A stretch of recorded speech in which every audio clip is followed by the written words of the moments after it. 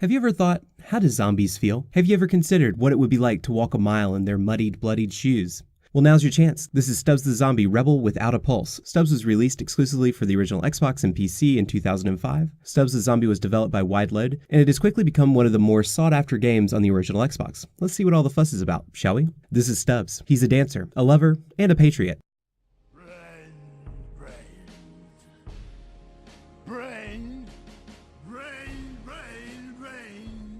He wanders the town of Punch Bowl and tries to make friends. Stubbs can be a bit standoffish, but once you get to know him, he grows on you.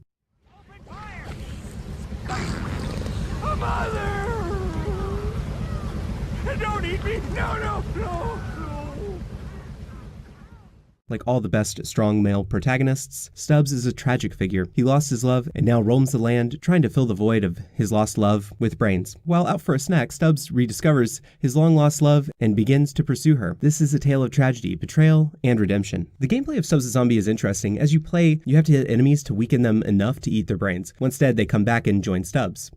The longer you play a level, the easier it gets, since you'll be increasing your numbers with each enemy defeated. Stubbs has a few more tricks up his sleeve, like rolling his head like a bowling ball, throwing his explosive guts, possessing enemies, and letting out one hell of a fart. There are some vehicles you can drive and other activities, but for the most part, this will be the flesh of Stubbs' undead adventure. I like to think of Stubbs the Zombie as the reverse of Dead Rising. Instead of being a singular man in a sea of zombies, you're a zombie in a sea of potential converts. The level designs are usually hallways that lead to open areas. Along the way, you'll run into lots of enemies, some of which have some major offensive abilities. That's where Stubbs' severed hand comes in handy. You can possess any enemy during battle. You'll need to find cover for Stubbs though. He can be attacked by enemies. Once you've possessed an enemy, the game shifts to a third-person shooter. This is a unique idea that Stubbs delivers very well, and I can't think of another game like it. Stubbs the Zombie is a low-budget original Xbox game, released late in the Xbox's life. It was made on the Halo engine, and its presentation is serviceable. The end results are good considering the characters don't have much detail, and there isn't a lot in the way of particle effects or dynamic lighting. However, Stubbs is a charming-looking game. Nice man, Mr. Skegness, but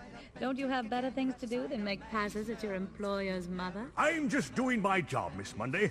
Andrew asked me to look after you, and I'm going to make sure nothing unseemly happens on this wonderful, Sonny. fabulous, Sonny. huge Eyes up here. day. The character designs are simple and read well on the screen. It has a retro-futuristic feel to the characters and world designs in the cities. Everything has a 60s tinged sci-fi style that's very cool.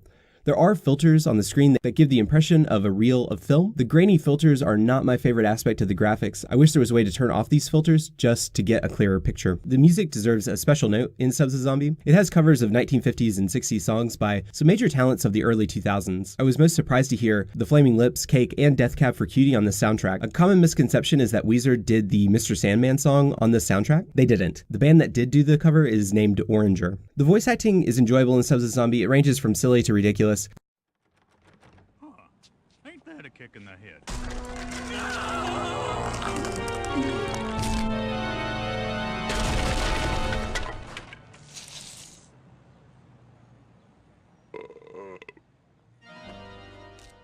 We licked Hitler, and we can lick the hordes of undead Reds. Now, who's with me?